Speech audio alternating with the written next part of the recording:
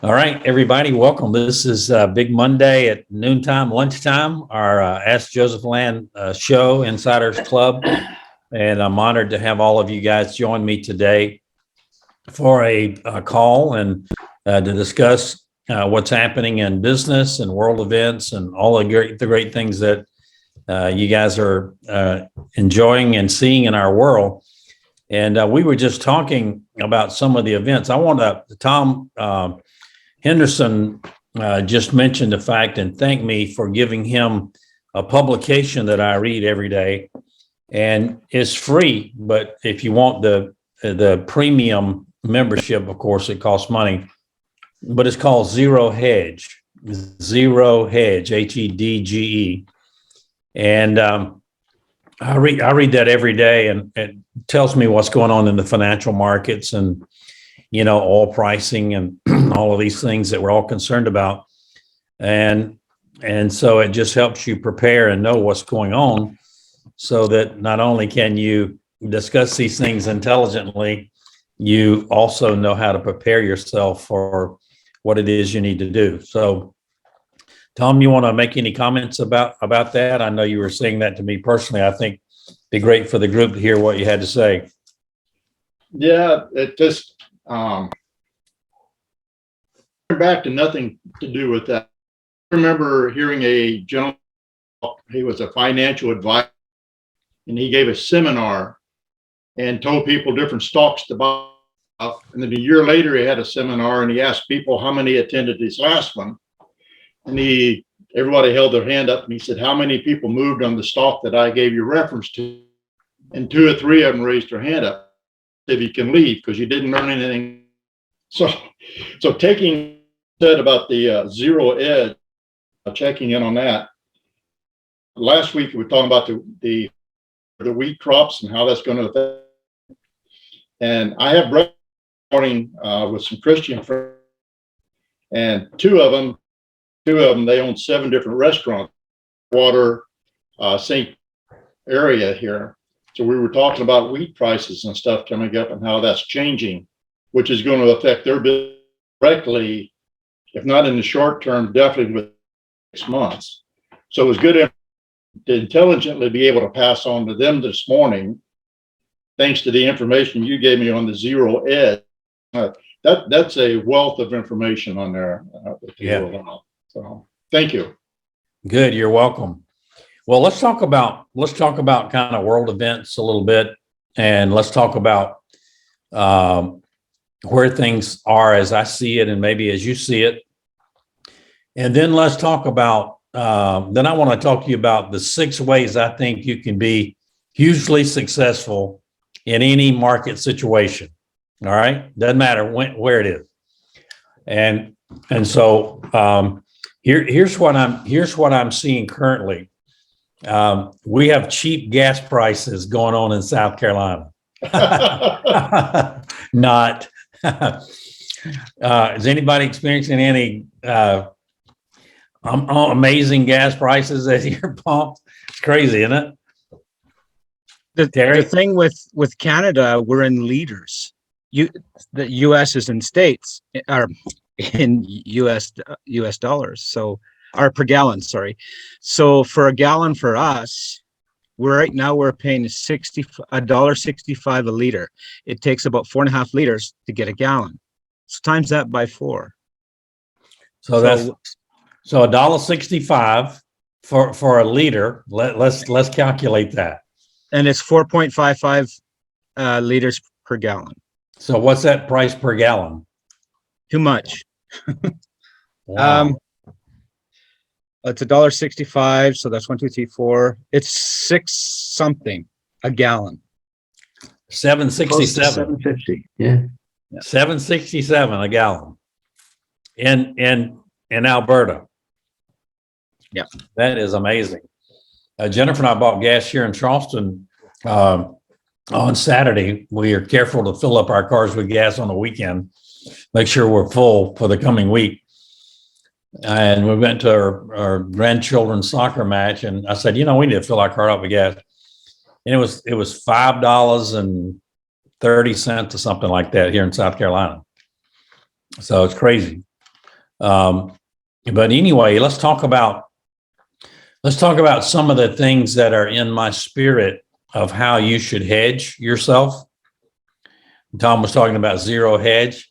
Well, I think you need to hedge yourself by having some cash on hand. In other words, you got cash in the bank, but what if there was an attack on our internet system and the banks couldn't operate and you couldn't draw your money out of the bank? You should have some cash on hand so that for a week or so, excuse me, a week or so you could operate even if the banks couldn't open, and I think that's a great thing. Also, and I want Tony Fightmaster to talk to you guys a little bit about this, but also I think you should have some silver. You should own some silver. You've seen precious metals in the past several months and what's happened there. I'm going to make a prediction that silver, while it's been trading around 25 to 26, 27 bucks, I'm making a prediction by the end of the year, it'll be $75 an ounce or greater.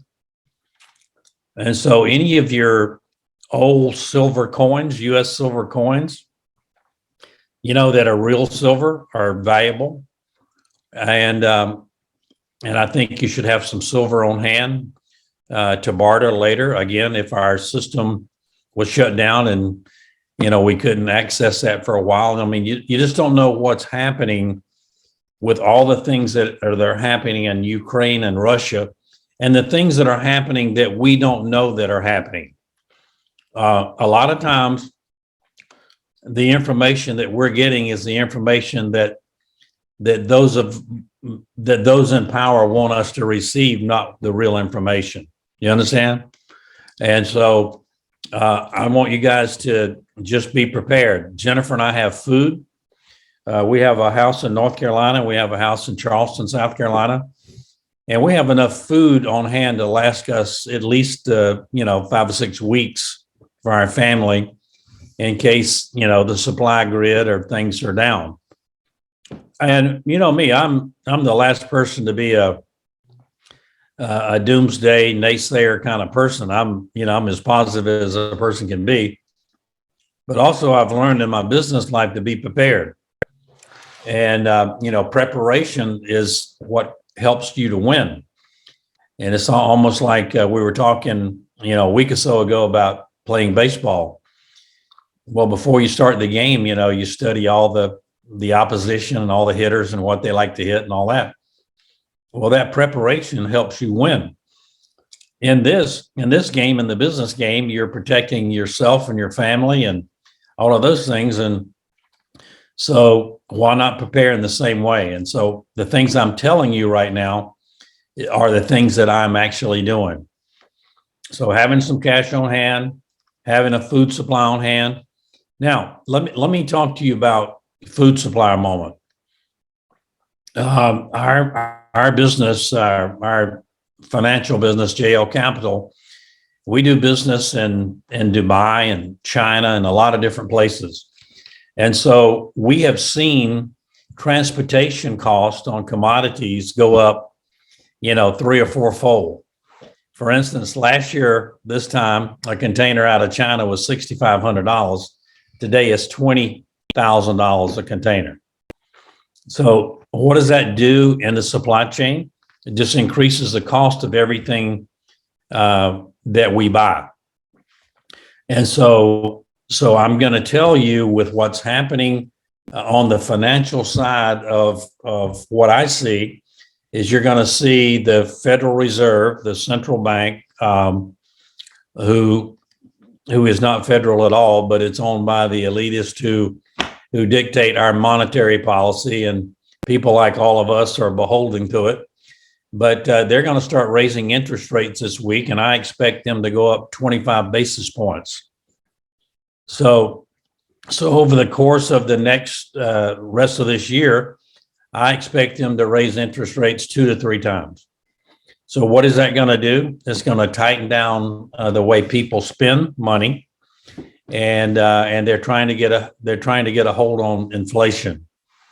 So is that going to work? I don't know, but I'm going to tell you, we're going to experience some high prices at the pump for a while until the situation changes, or until our government realizes that, we used to be energy independent with our last president, and today we're not. So I'm going to tell you that things are going to tighten up a little bit, and that's good. Anytime that there's a circumstance going on like what we're experiencing now, is also an opportunity to make a lot of money. There's always opportunity, and so I don't want you to be discouraged at all. This is a great time to be in a business or to start a business. And in the 80s, when interest rates went to 22%, now I want to tell you a story.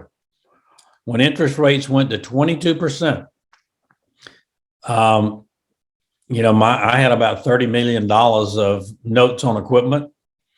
And I'm thinking, how am I going to stay in business paying 32%? And so what we devised is a plan to just pass our cost on so that we could survive. And we were able to, and we prospered. And actually, we took market share.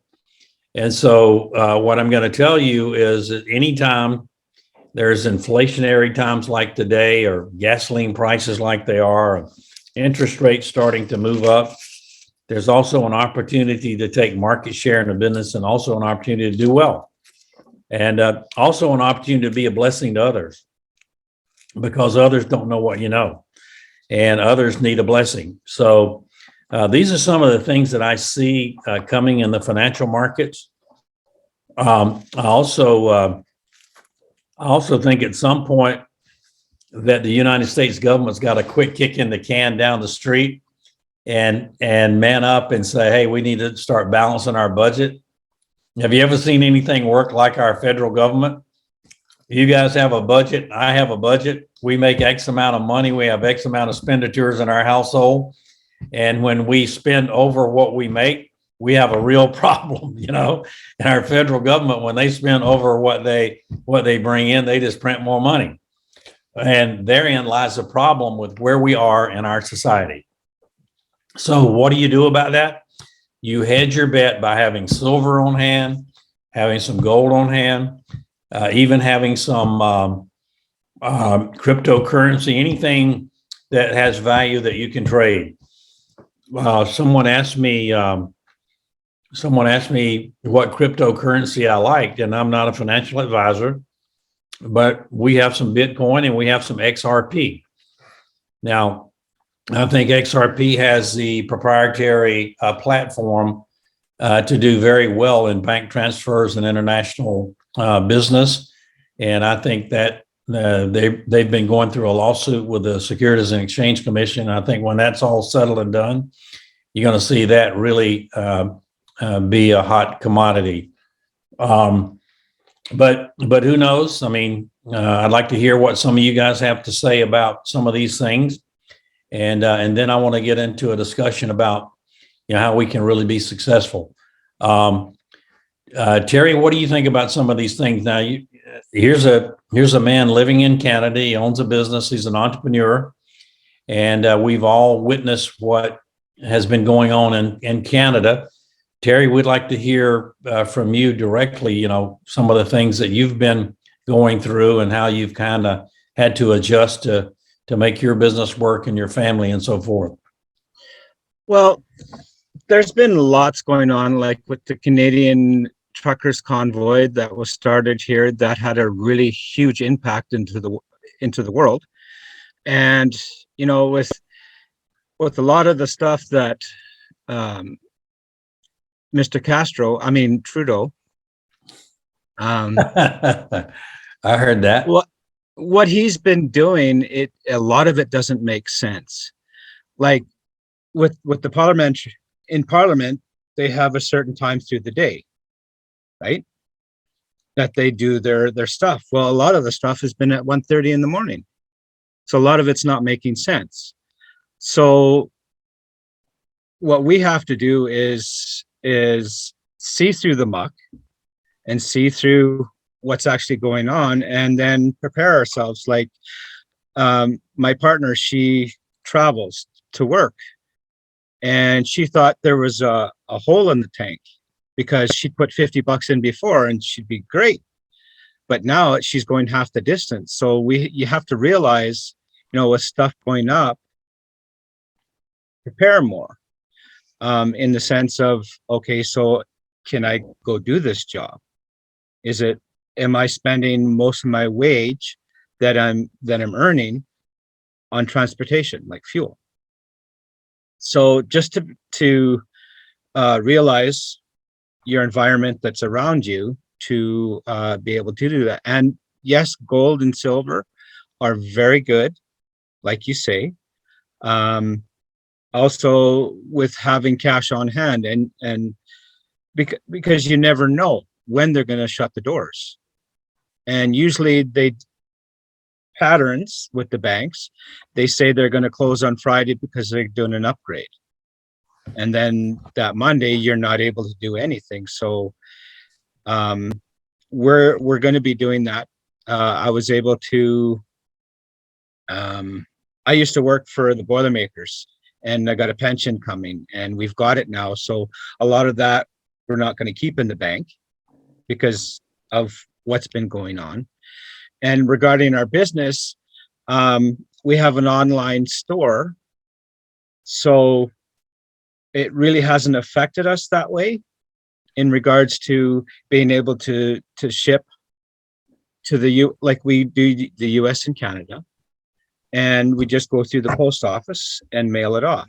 So the thing that is concerning us is the delays now because of the shortage of people or things with trucking and stuff like that. So when we do ship, we let the customer know that it may be longer period than what's posted, like it's 7 to 10 days is what we have posted on the website, but it could take longer. So just to be patient and let your customers know, or that things may take longer. Got it. So that sounds good. And tell everybody what business you're in. Just briefly describe it again. We have some new people on the call today. Okay, so we have an all organic tea business, and it's not your traditional loose tea. It's bag tea, and most of the herbs that we have for the teas, and the teas are for health. And a lot of the stuff we pick here off the land that we have 72 acres, and most of it's bush. So everything back there is what we use. We have a tea, for an example, that if you're having trouble sleeping at night, it can actually help you sleep. Or with the jab and the shedding that happens, we have 3 teas that will help with that, and it has to do with pine. So like I said, it's to help with your health. You're muted, Joseph. Give me your website. I want everybody to write this down. Write this website down. So it's Tawatna. I'll have to spell it. It's TWANTINAW Spirit Specialty tea.com. Can you put it in the chat box? Sure. And do you have tea for cardiovascular? Carrie, my partner Carrie, she's more into that, the knowledge of that. I'm not sure. I'm not going to say, oh yeah, we have it, but I will talk with her. She's away right now, but we probably could make one. I'll tell you, this is so interesting. And humor me a minute, guys. but my wife Jennifer is on the call, as you can see, and our son Colin. Mhm. Colin played football at the University of Virginia. Now he's about 6'6". He was a linebacker. He weighs about 250 pounds.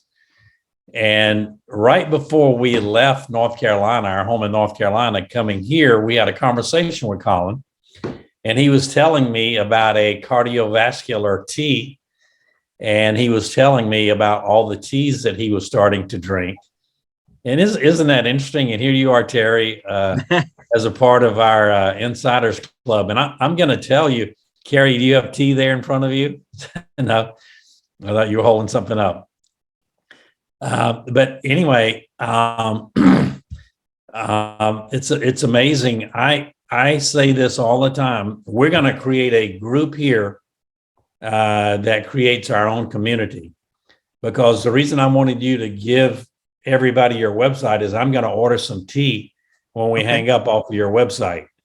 And, if I'm going to order tea, I might as well be ordering it from you, right? Well, thank you, Joseph. You see what I'm saying? You see how this works? I mean, if I'm gonna need help in the SEO space, I'm gonna call Justin. I'm gonna use Justin. If I'm gonna buy some silver coins, I'm gonna call Tony Fightmaster. It just, on and on and on. And Dave in insurance business and so forth, and Tom, and everybody has a different business. And so once we realize the power of what we have and everybody supporting one another, it can be pretty powerful. So think about when there's, 10,000 people on a call like this from all around the world, and everybody with a different set of circumstances and businesses, and everybody kind of wanting to know what everybody's doing and supporting each other. That creates a pretty nice economy. So that's what I've had as a vision in my heart before I started this. And we're just gradually growing and getting new people on and in our Insiders Club. And so you guys tell people about what we're doing and watch it prosper. So did you put that in the chat, Terry? Yes, I did. Okay. And Right. I want to mention something.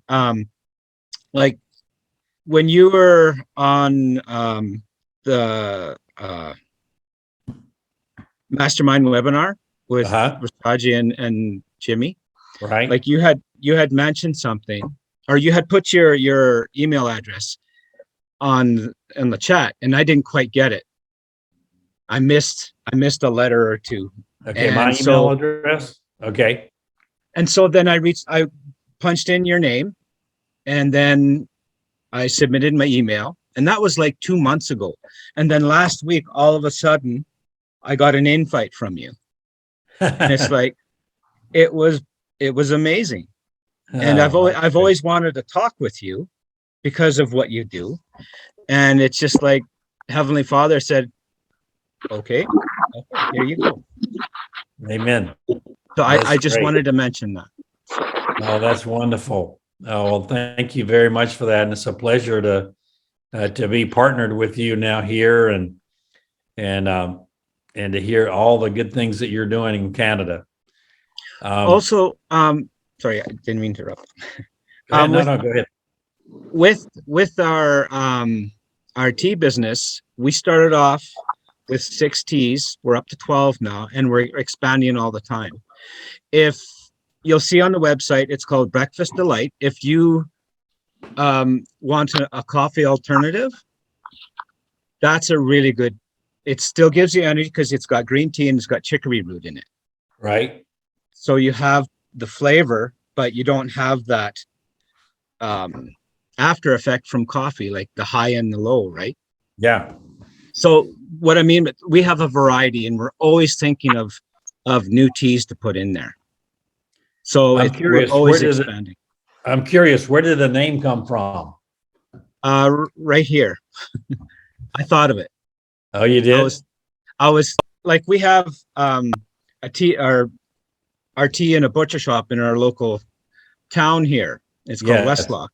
Yes. And I was talking with the owner. He says, well, I don't really drink tea. I like that. What was it called? Breakfast something. Breakfast tea. And so woke up in the middle of the night and came up with the ingredients and the name. Oh, that's great. Well, I never like to put anybody on the spot, but Karen Chesser, why don't you say a few words to us? I think the world of your father, Tom Chesser, and he's been a real blessing in my life. I'd just like to hear your voice, and Jennifer, I'd like to hear your voice, my wife, and just thank you for being on the call today and say hello to you. Oh, hi. I'm glad to be here. Yeah, my dad has me taking notes because I'm going to write an article. I'm a English teacher, and so I did want to talk to you later about transportation because I am a part of a group with an idea, and we're going to go to regionals for our robotics. And our challenge is, how do we move product from one place to another and supply jobs? Yes. And so we have to coordinate with an expert. So I was hoping you would be that expert for our 6th grade robotics club. And I have an idea, and we're going to sell it to different people across the state. And so our school will be judged like that. I also have my background in exercise science, so I love teas and organic products. And I don't know if it's like Urban Made, because I've taken that, if you know what that is, Terry. And I know Changa is really good, and zinc, and just to have those vitamins as well as with tea is really good for your immune system. Yes. And so, yes. Yeah. Well, let me see if I can answer your first question. I don't know if I'm an expert, but I can sure talk to you about transportation. And I come from the school of hard knocks in that I had to learn the hard way. I started with nothing, and we ended up with a huge company. And so I know the transportation business inside and out, and especially as it relates to North American transportation and as it relates to ocean freight.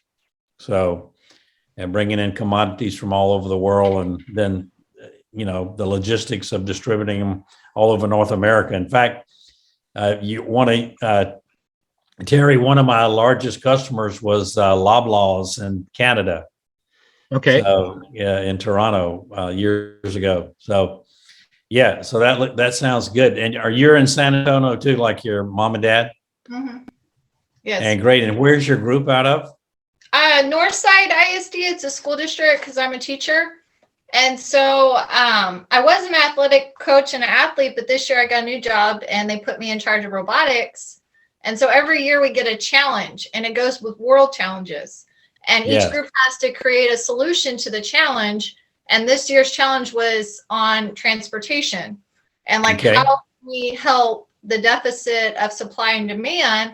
So we each had to come up with an idea of how we were going to bridge the gap and supply, distribution.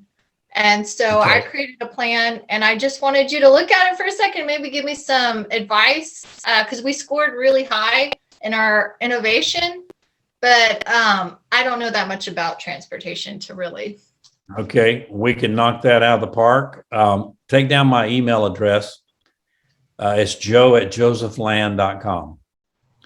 josephland.com. And tonight I'll look at that and answer you, and then we'll set up a time to talk about it. And when do you have to have that finished by?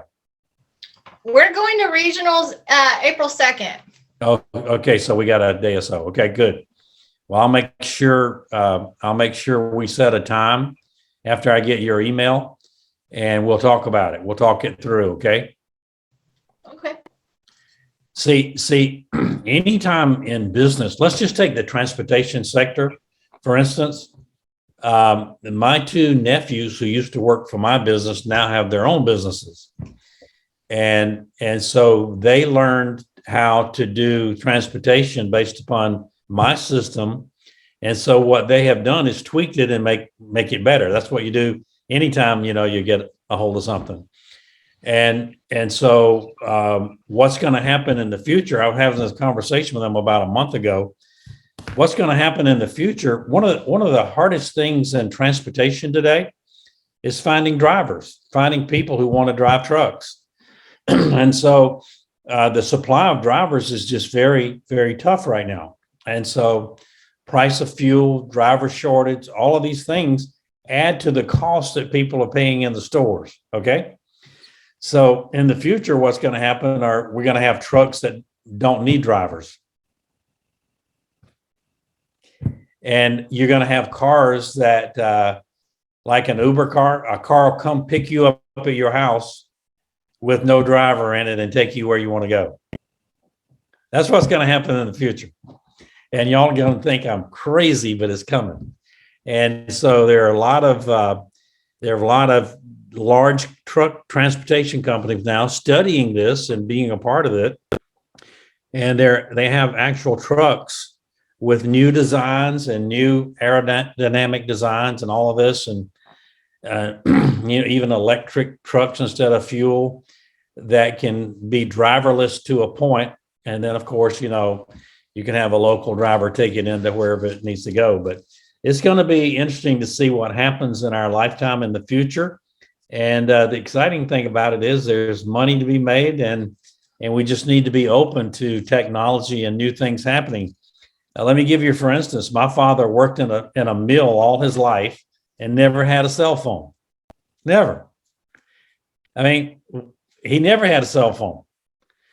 And today, even our grandchildren have a cell phone. It's crazy. But he would have never thought when he was alive that anybody would have ever had a cell phone. And then there's some today that think, oh, there'll never be a truck that doesn't need a driver. But I'm telling you, it's coming. And I remember I'm talking to you guys on an Apple laptop today. And this laptop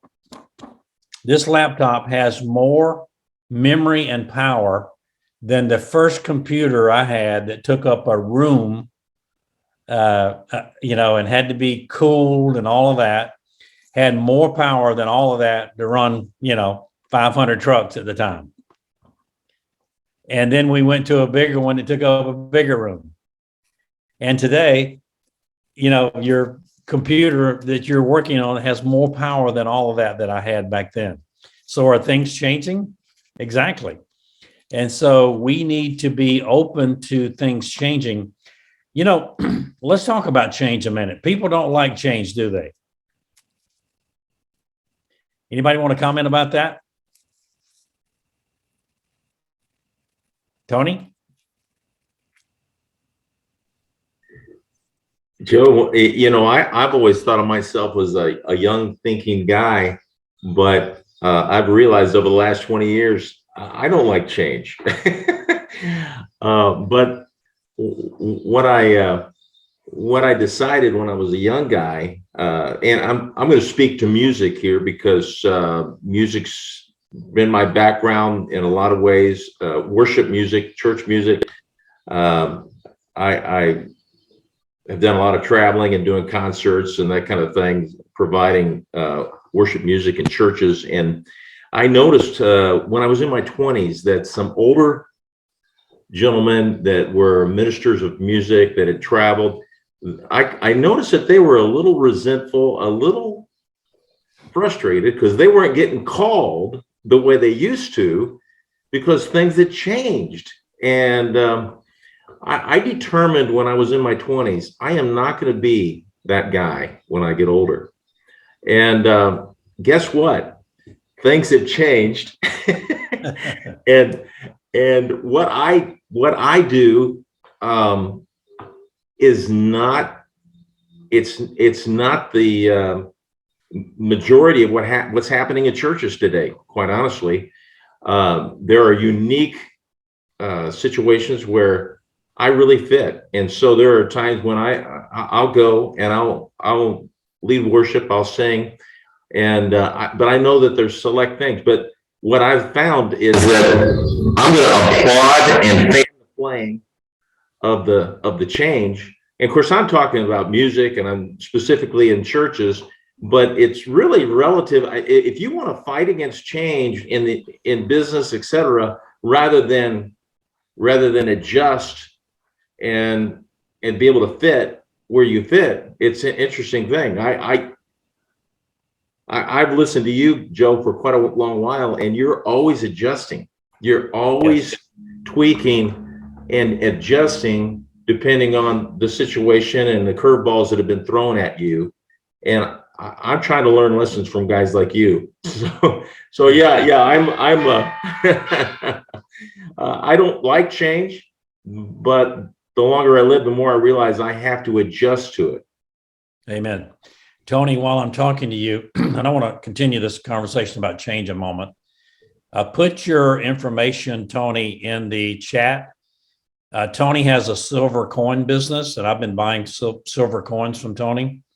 And so I want to make sure you're all aware of Tony's business as well. And Tony, would you be prepared next week to talk to everyone about your coin business and how you do things? Sure, I'll do that. Okay. So let's go back to talking about change because as a rule, people don't like change.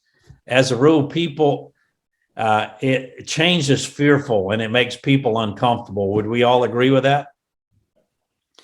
And so what I used to talk about in my companies is, hey, if you look at all the large companies all over the world, they're always making enhancements to their model.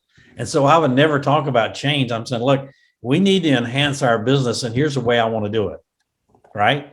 And what do you guys think about this enhancement? I would never use the word change. And because change kind of freaks people out. This is the way we always done it. Why are we doing it another way? When you're dealing with 2,000 employees, man, you got to talk the right way, right?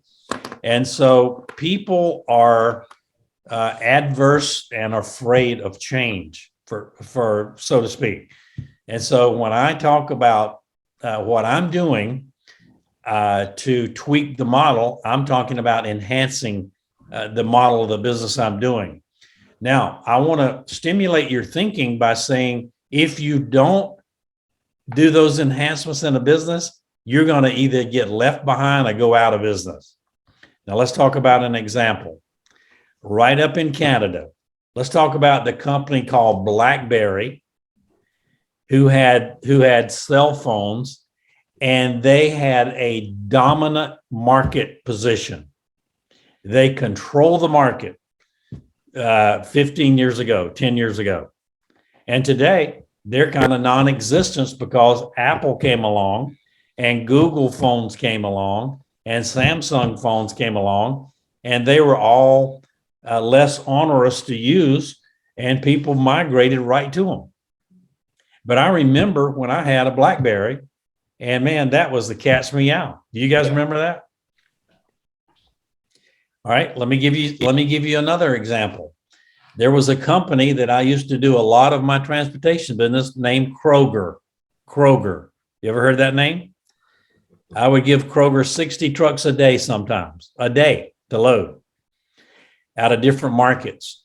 So Kroger called me one time, their transportation logistics folks called me and said, you need to get a fax machine.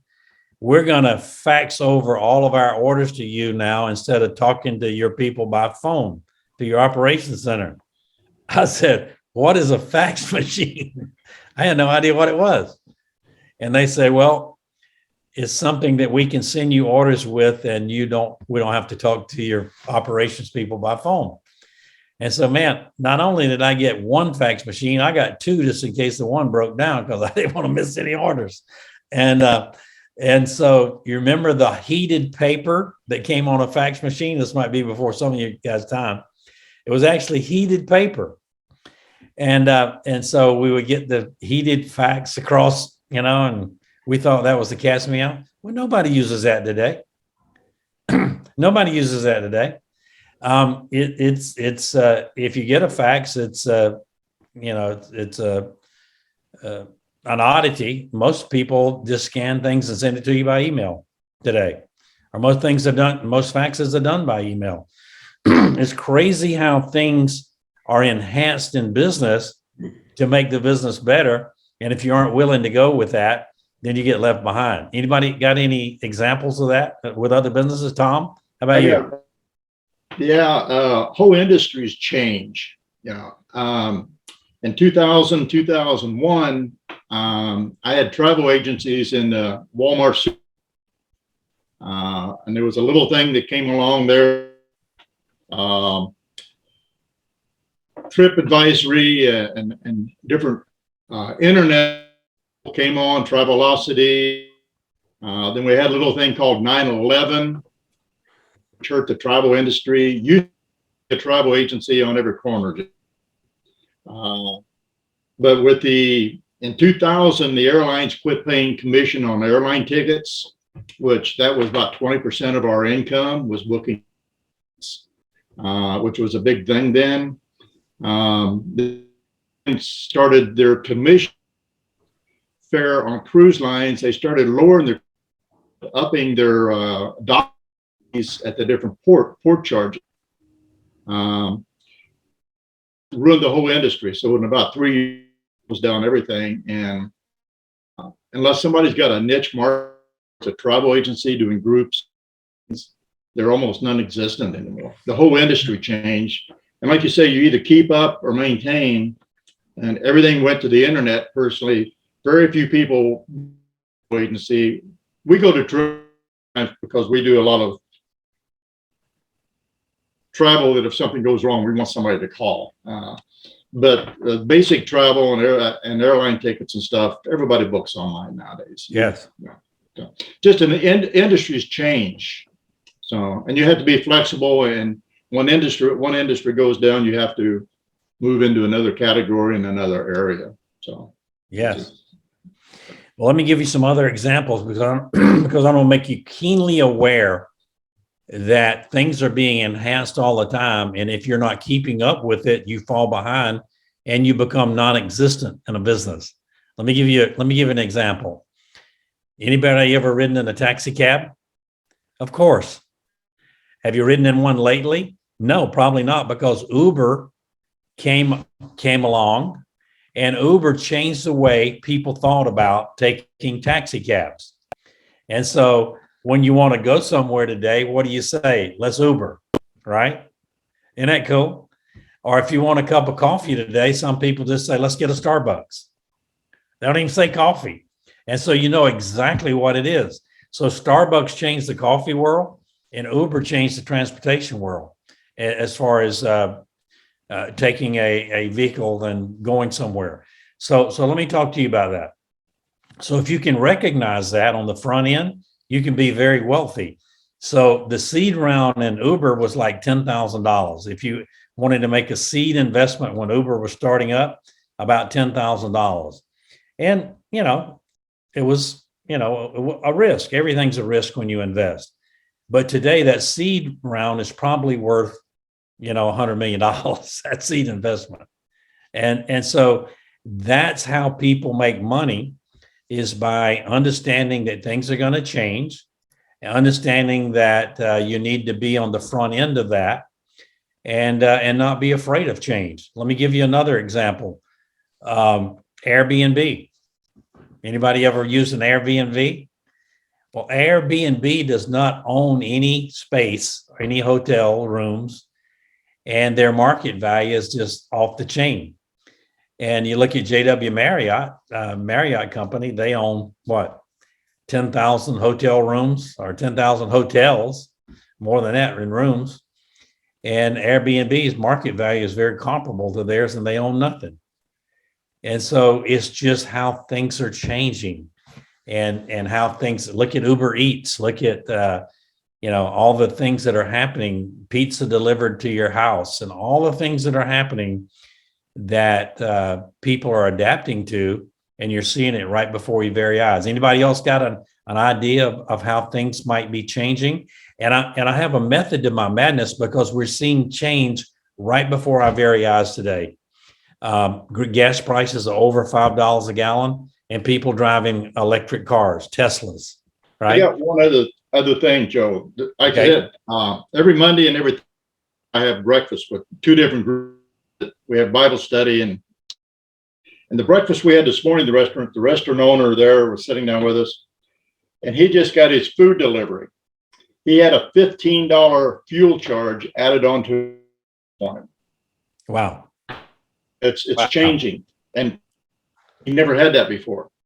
Yeah. And whatever he got today cost him an extra $15 fuel charge this morning for delivering food to his restaurant. Just wanted to throw that in. In the transportation business, that's called a fuel surcharge. When the price goes up, for you to save yourself and stay in business, you have to put a surcharge on your deliveries. And at $5 plus a gallon, there's going to be a lot of surcharge in the future. That's good. Good point, Tom. Thank you for that.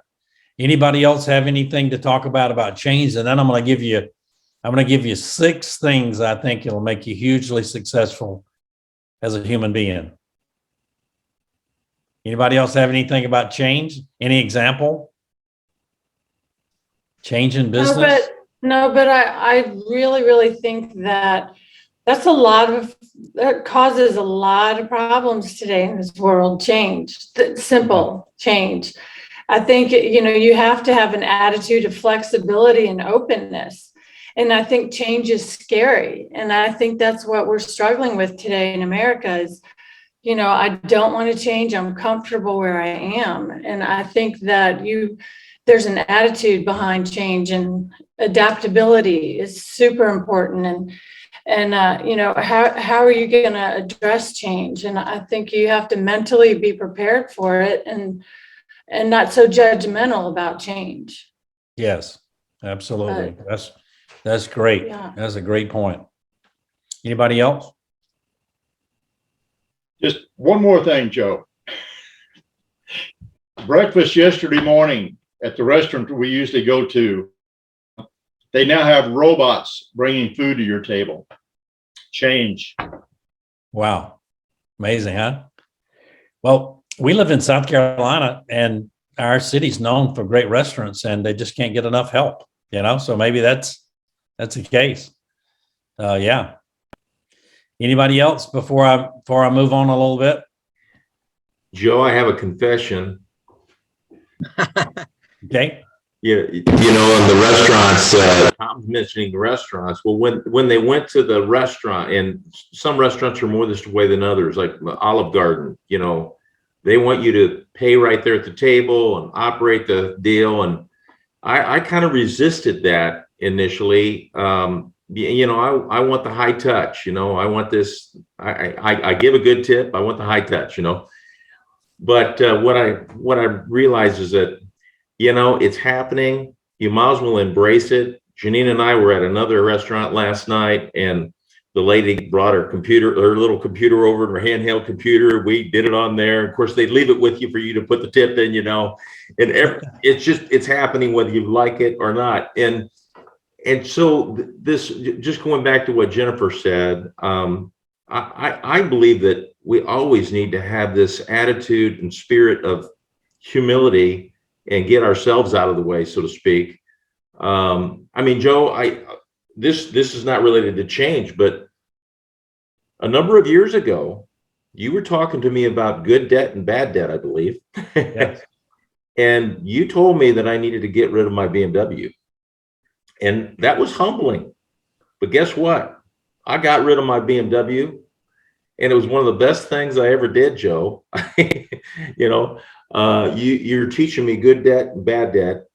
And, I believe that it's all related, and it has to do with your spirit and being willing to walk in humility. And that's when improvements begin. Yeah, there is good debt and bad debt, and that's exactly right. And being able to receive from someone who loves you and sees what they can do to help you when you ask them for it. It's like I never want to offend anybody, and so I always say, if I could tell you something that would help you, would you want me to tell you? So you have to be careful with that. But there is good debt and bad debt. There's good debt, on a business, sometimes, and then there's bad debt when you're paying a credit card, 30% interest, and you can't pay it off. That's tough debt. So there are a lot of things, and we'll get into that discussion at a later date. But let me give you 6 things that I think will make you a really powerful human being in these times. And here's the first one. And my wife and I do this on a daily basis. And before I started this call today, she came in and laid hands on me and prayed over this call, because we want to be a blessing to people. And Clarissa, I see you joined us. Clarissa is probably listening and working and can't talk, but what a wonderful lady you are. And we love you, and we're so proud of you. And we pray for you every day, Clarissa and Clarissa Long. So great to have you on the Insiders Call today. And so here's the number one way to make yourself a very powerful human being.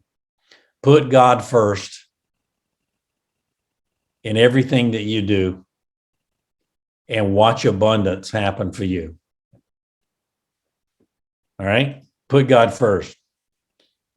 My wife and I decided that we were going to put God first in our family and our relationship, and that we were going to honor him. And we were not going to live in a scarcity mindset. We were going to live in a mindset of abundance, because that's the way God operates. And it's been amazing to see the abundance that has come to us just in the last year, actually, too. Just in the last year, the abundance has come to us because we have humbled ourselves and had that attitude and mindset that we were going to put God first. It doesn't matter what, in everything. And there were some things that we're going to sacrifice to do that, but we're going to put God first. And God has really blessed us in that way. The second thing is having a personal discipline as far as your health and wellness, and getting some exercise and trying to eat right. I had someone say to us that, if you worked out and took care of yourself and looked and tried to do better, you would look better than 80% of the population, and you would stand out. And it's so true. It's so true. I see guys that I played ball with who've given up on their life, and I'll tell you, during COVID, I gained some weight, and now I'm paying the price to get it off, right?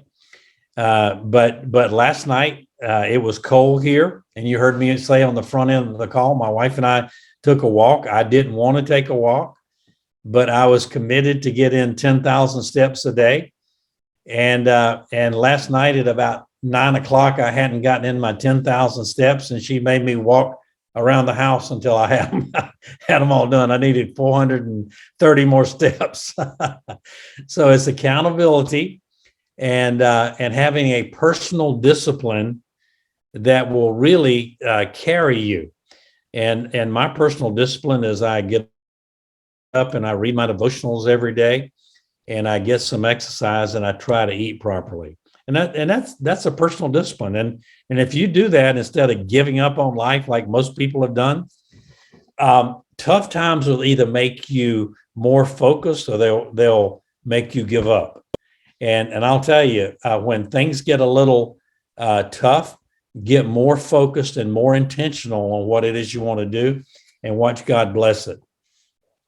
The third thing I want to say is just do what it is you say you're going to do. Do it. Just do it. And the reason that I want to say this to you is, if you tell people in your circle of influence that you're going to do something, they're watching. and people are really watching to see and paying attention to see if you're going to do what you said you're going to do. And your word is so powerful. When Jennifer and I said that we're putting God first, we don't care what in our life, our children are watching. And not only our children, our friends are watching, and their friends are watching. And so when you say you're going to do something, as Nike says, just do it. The fourth thing that I want to tell you is have a don't give a rip switch. That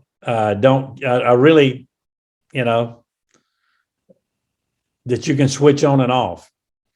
And it's amazing how powerful you can be if you have a don't give a rip switch.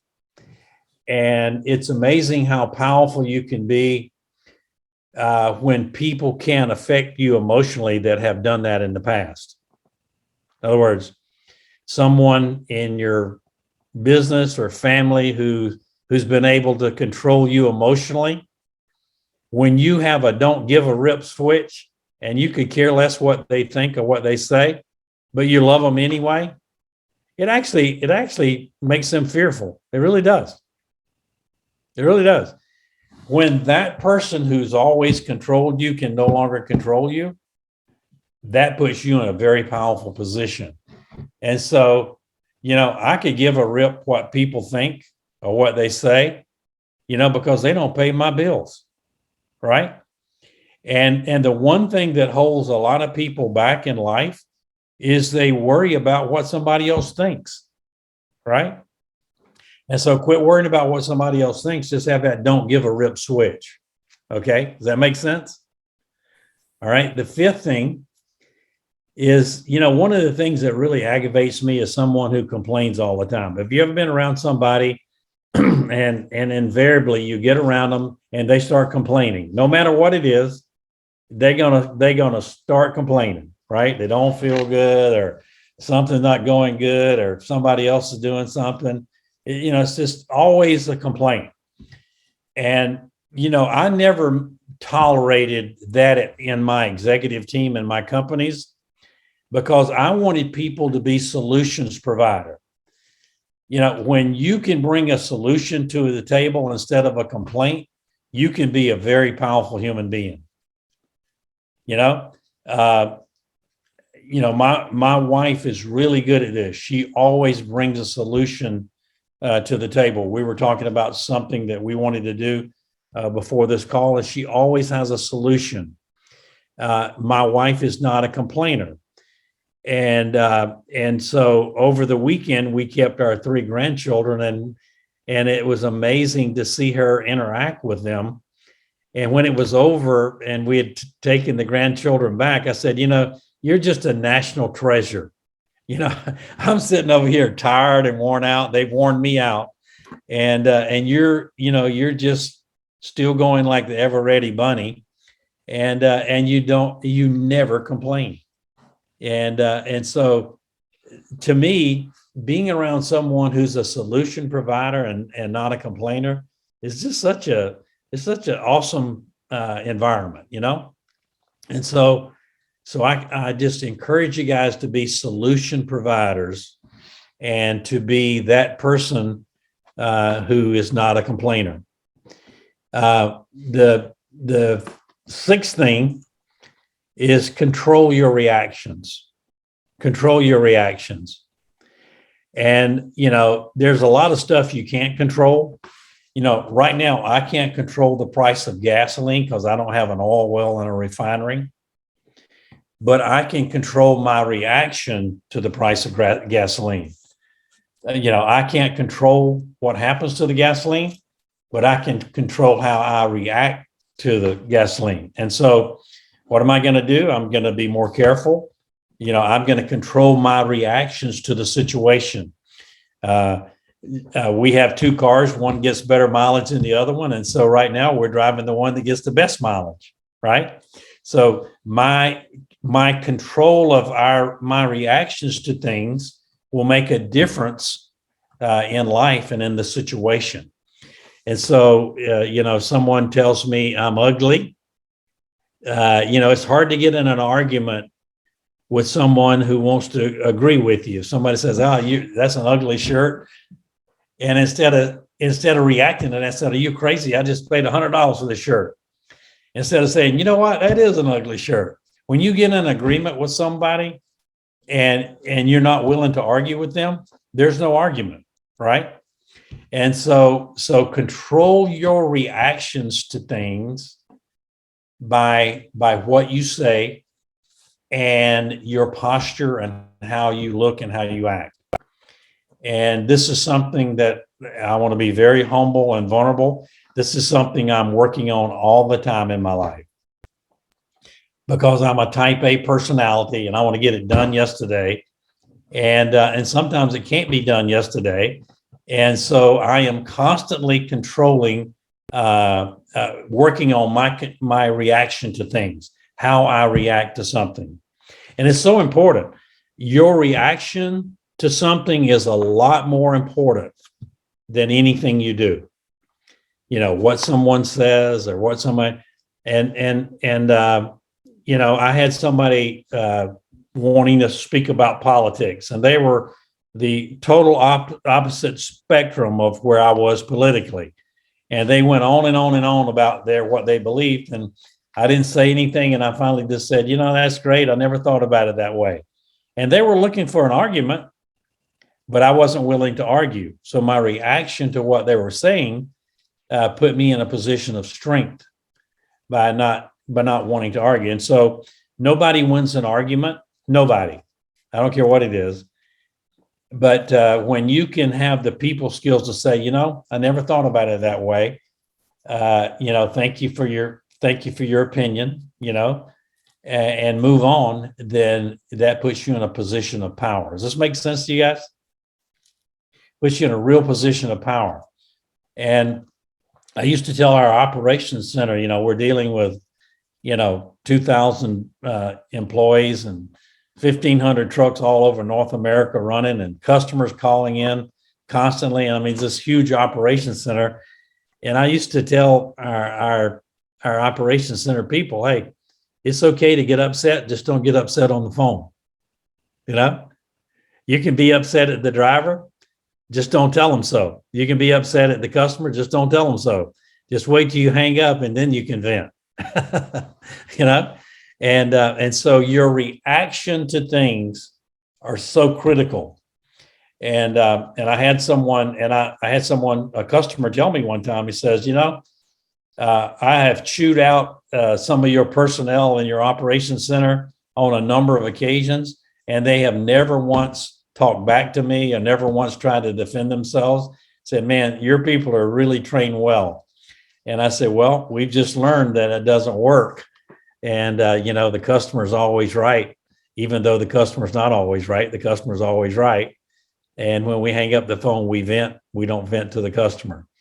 And so just learn those things, because it can really make you a powerful human being if you master these 6 things.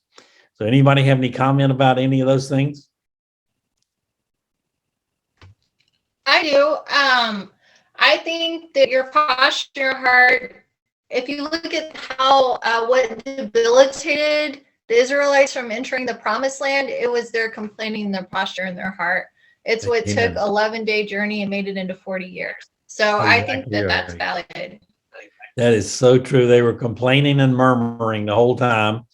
And as Karen says, it took an 11-day trip, took 40 years. That's pretty strong right there. Tom, how do you like that? Yeah, pretty good conversations I get into. And like you say, I have some really good friends that are political persuasion. I might come back at, wow, interesting. Yeah. It's not my job, anybody, it's just, and then dealing in the business world and stuff, you got people with everything, opinions and that stuff. And yes, you start opening that up, then you're going down a slippery slope. I just, wow, that's interesting. I really never thought of it from that perspective. See you later. Okay. Amen. Karen, I want you put something in the chat. I want you to tell everybody what you put in the chat, because some people won't read it. Oh, I was just saying, as a teacher, there were 2 types of teachers. There were people that had stiff necks and would not mold to technology and were like, hey, we're pencil and paper. And there were teachers that adapted to virtual learning. And our school was very progressive, and we adapted. And when we got our results for our state testing, like, one of the biggest things that we noted was our adaptability to be virtual, to get on the bandwagon, and to meet kids where they're at, because we live in a virtual society and they're always on their phones. So at some point you have to meet them where they are. And right. If you can compromise and value how they learn, then they'll value what you have to say. And so that was something exactly right. Yeah. Good word. I wanted y'all to see what she put in the chat. And as we were talking about change, here's the last thing I'm going to say about that. Look at all of us on this Zoom call. And 2 years ago, we would have never thought we would have been doing this, right? Mm-hmm. But actually, COVID was a a good thing because it taught us all how to use Zoom and to communicate with people all over the world when we would have been probably shut out. So anyway, that's all I had to share with you guys today. I want you to know I love you, and I'm so proud of all of you, and great to have you on this call. And do me a favor, send out this Monday link to people that you know and have them join us on the call, because I think this is such a powerful time every Monday as we prepare for our week and we take kind of our lunch hour and discuss things going on and things that can make us better. And so, Tony, Tom Henderson, would you close us in prayer? I want to always ask God to bless us and bless everybody here and everybody that will be here in the future. Thank you, Joe. Just come with us as we come together and share our ideas, share our hearts with or gathered. We can build each other up instead of tearing each other down. I post a lot of good stuff on Facebook and stuff, and just go out and make 10 people smile today, just by saying hello or how are you, or just grin. Yeah, what that's going to carry through the rest of the day for them. Elevating other people, and it's really simple to do. Just a kind word, a glance at Starbucks. Just say have a nice day to somebody of mine. Just be with us as we walk, dear Lord, and change our hearts, and help other people change their hearts and soften them. In Jesus' name we pray. Amen. Thank you so much. And thank you all for joining me today. It's been great to have you on the Joseph Land Show, Insiders Club Show. And again, take the information and send it out to people and invite them to be here next week.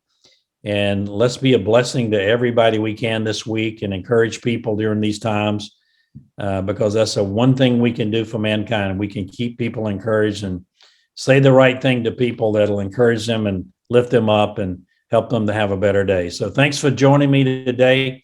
God bless you guys, and we'll see you really soon.